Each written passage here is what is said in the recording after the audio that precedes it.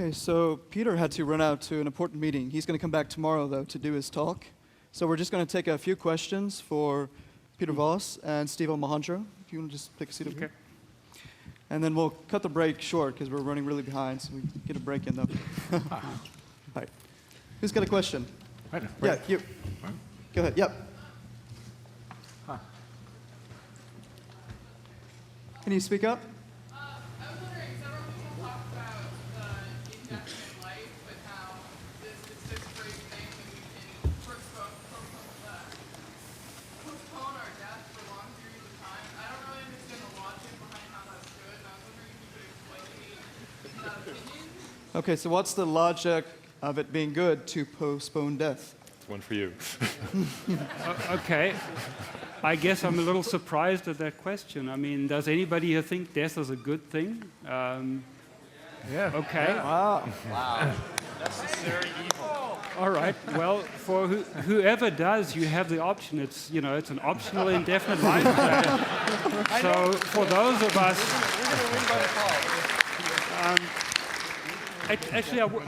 actually, I would like to expand a little bit on that.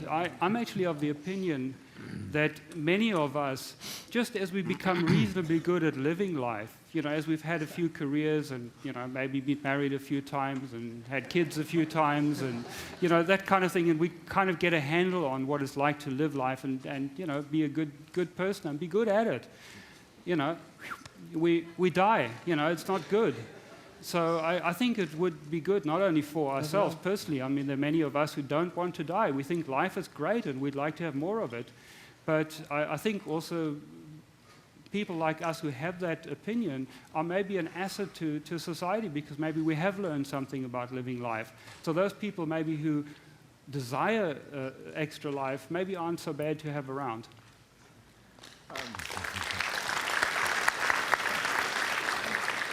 Giving priority to the mic. Okay, let's go with, I guess we better do a mic this time. Go with Brad. So the suggestion of a personal AGI assistant begs the question of the difference between that and an enslaved sentient being. And obviously the people who have them will say these are not sentient beings and they are not slaves, because I don't think society would tolerate it if it thought they were slaves. But clearly there will be people who want to debate that question and who want to argue that they are slaves. And how do you feel that this will be dealt with? I can answer a little bit. For that type of application, clearly you're going to want to build them so that that's what they want to do. And so from their perspective, they won't be slaves. Now, there may still be other people We can give saying, people soma, too. Yeah, so there very well may be debates of people saying, well, they may say they want to do it, but really that's still not something that should be allowed. I think if you have an intelligent being that's giving you advice and you ask it whether it feels enslaved or wants to do anything and it declines, I don't think you can do a lot more than that. But yes, I don't want to dismiss it. There certainly will be a certain level at which these will become really tricky questions. So I'm not denying that. And also my talk really wasn't about self-improving systems beyond much beyond human level intelligence, and there are a whole lot of really difficult questions that arise, undoubtedly.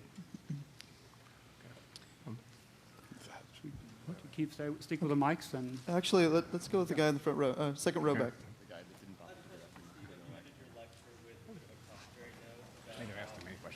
Self-improving AI, which should be based on a rational economic model, should incorporate some human values, but there are many human values which are inherently irrational. So how do you reconcile that contradiction or that tension? I actually...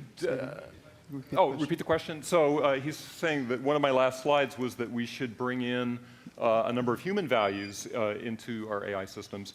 I was really meaning more to ensure that those human values that we care most about are exhibiting. Many human values are irrational. Is that a good thing to bring them in? Is that a fair summary? Yeah. Well, first of all, You know, a lot of people say, oh, the emotions are irrational. There's a huge literature coming out of evolutionary psychology and other areas that are finding the rational basis for a lot of human emotions, that they solve many game theoretic problems. Things like anger is a really good commitment mechanism.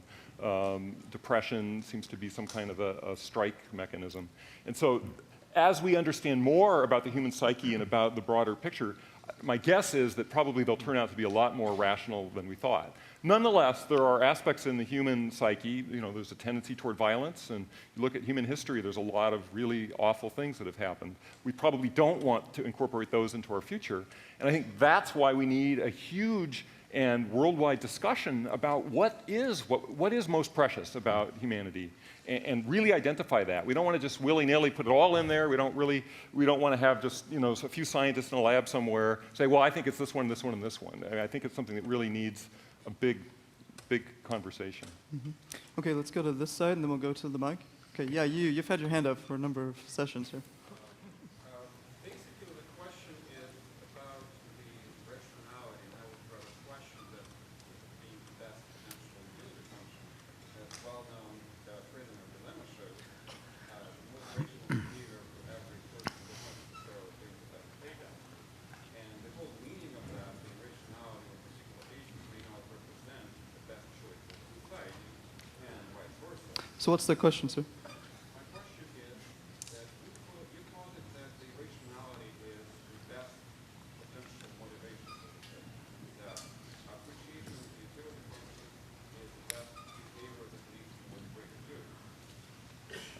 But the question here is that there are many examples where this doesn't happen. And how do you answer that? So I think your point about situations like the prisoner, he's asking things like the prisoner's dilemma. If the participants in that behave rationally, they end up in a situation where they don't cooperate with one another, even if there's a benefit to cooperating. And situations like that appear throughout society, and economics devotes a huge amount of literature to analyzing that, and it's very, very important. And there are solutions. One is to create a social structure, a thing like a constitution, which enables people to commit to their, if they can commit that I will not defect on you, and there are legal consequences for them defecting, then you can solve that. So that's one way of viewing the purpose of a society is to enable cooperation among our participants in it. And so the agents themselves are still behaving perfectly rational, but you've shifted the game that they're playing. And that's the kind of analysis that economics does. And I also wasn't saying necessarily that this leads to the greatest good. It's a natural tendency of the system, that systems on their own, without it's not something we're deciding, oh, it'd be really good if they were rational economic agents. For a broad class of things, they will go to that in their process of self-improvement.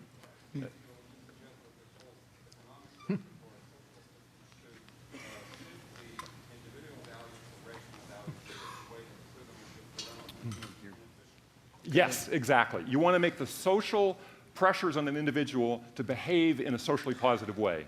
So the externalities, for instance, of their actions are incorporated in their own, they feel it. If a company is going to pollute, it basically has to pay for that pollution, that kind of a situation. Okay, last question on the mic. Thank you so much. Because I want to go back to the evil probe idea. I worked for an institute, Institute for Global Futures, and we look at things like economic trends and geopolitical policy driven by technology. So I see a very different picture, but I want to hear you guys talk about it. I see the AIs as a commoditized resource. I see it as a competitive edge for those that have it versus those that don't. I know people that are already working in this concept. And all of your talks are very beautiful, but they sort of leave out this human condition, which sadly is really what it is. Evolution tends to be a trauma-induced process. Given that the periodicity and amplitude of the trauma cycle doesn't exceed the system capacity to respond, it comes back more robust. So those that are faced with the more severe trauma actually win the game. How do you see that fitting into your paradigm?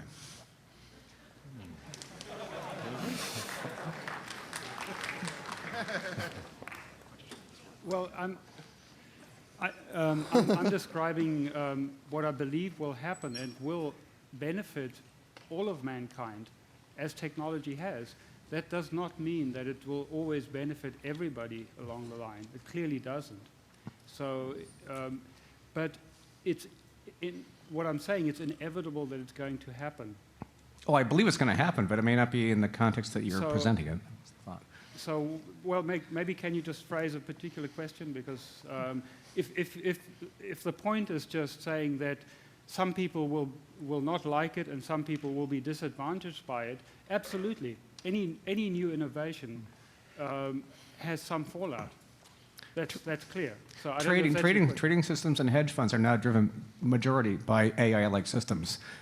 That has some very precarious aspects to it, as we're experiencing now. That's just one small example. Want to expand on it? That's my thought. So if I'm understanding what you're saying that as we get more AIs, Yeah. it pushes the sort of conflicts that arise in the world to a different level? Yes, exactly so. And the humans become less relevant, actually. I think that's probably true, yeah. And another issue that's related to that is there are a lot of first mover advantages in AIs that if a country with evil intent develops it first, that could be a bad thing. Or even just ones that become economically more consistent in their wins against the global market. Okay, guys. All right, so thank you. That's about it for this one.